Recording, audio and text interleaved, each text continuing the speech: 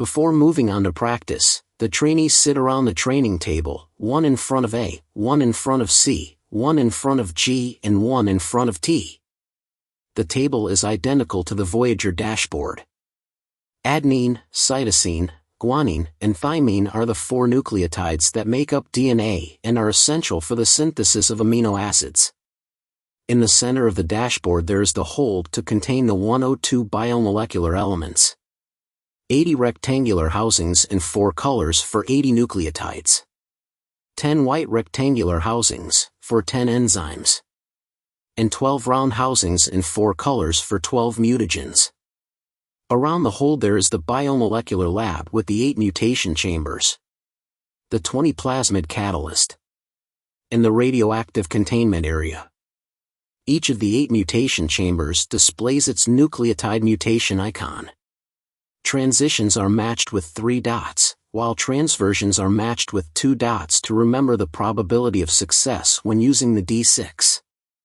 Externally there are the 20 plasmid catalysts, each capable of synthesizing an amino acid, whose name is identified by the letter on top. The number at the bottom, from 1 to 20, will be used to check the effects of radioactivity.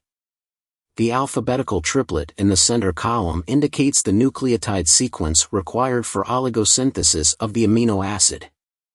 Now on, nucleotides are represented in top view. Remember what you studied in school, the genetic code is degenerated and there is redundancy. Thus, some amino acids can be encoded by more than one triplet.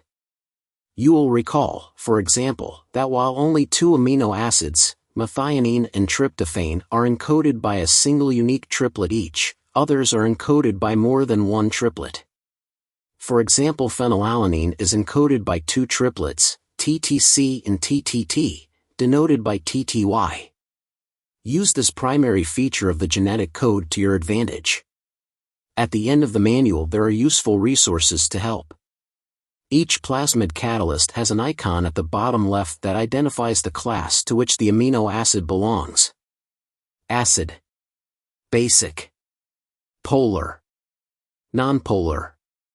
9 catalysts have a special icon in the top right corner to indicate the 9 essential amino acids. These are the amino acids that the human being must take through the diet. At the top left is the radioactive containment area, represented by 12 circular housings. The first 3 are outlined in white, the next 4 in yellow and the next 4 in orange. The last one, the one outlined in red, is better not to use.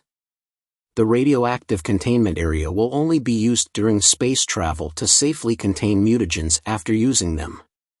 Finally, near the T, there is the button to activate the beacon at the end of the round.